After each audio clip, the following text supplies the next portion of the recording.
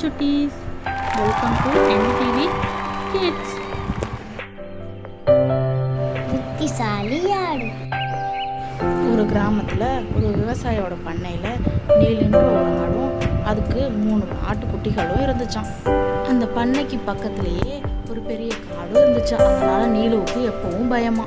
அங்கே இருக்கிற விலங்குகளால் தன்னோட குட்டிகளுக்கு எதுவும் ஆபத்து வருமோன்னு ரொம்பவும் பயந்துச்சான்.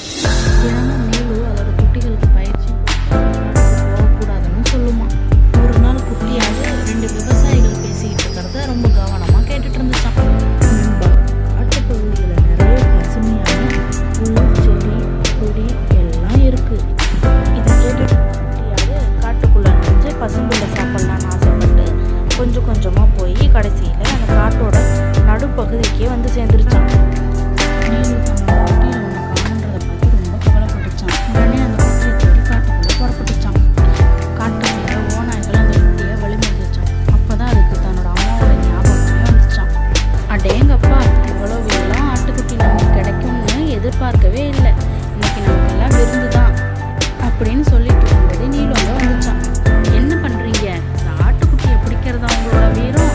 அப்படி வீரம் இருந்தால் நீங்கள் காட்டு ராஜாவை தான் பிடிக்கணும். அதுதான் உங்களோட விருந்துக்கு சரியாக இருக்கும். தைரியமான ஆளாக இருந்தால் நீங்கள் கண்டிப்பாக காட்டு ராஜாவை தான் போய் பிடிக்கணும். அப்படி ராஜாவை கொண்டுட்டா நீங்கள் தான் அப்புறம் காட்டுக்கே ராஜா. இதை கேட்ட ஓநாய்கள் அங்கிருந்து கிளம்பிருச்சான். நீலுவும் ஆட்டுக்குட்டியும் கிராமத்தை நோக்கி ஓட ஆரம்பிச்சிச்சான். வழியில் சிங்கம் ரொம்ப கோபமாக வந்துச்சான். நீ தானே அந்த ஓநாய்களை என்கிட்ட அனுப்புனது. அவங்க நிலைமை என்னாச்சுன்னு தெரியுமா இப்போ? அதை விடுங்க ராஜா. உங்களோட ராணி சிங்கம் எப்படி இருக்காங்க? முன்னாடி அந்த காட்டுக்கு பிக்னிக் வந்தப்போ நானும் அவங்களும் ரொம்ப நண்பர்கள். அவங்களுக்கு என்னையும் என்னோட ஆட்டுக்குட்டியையும் ரொம்ப பிடிக்கும். இதை கேட்டது சிங்கம் ராணியோட நண்பர்கள்னு நினச்சி அவங்கள விட்டுருச்சான். மறுபடியும் 2 ஓட ஆரம்பிச்சிச்சான். வழியில் ராணி சிங்கம் வந்துச்சான்.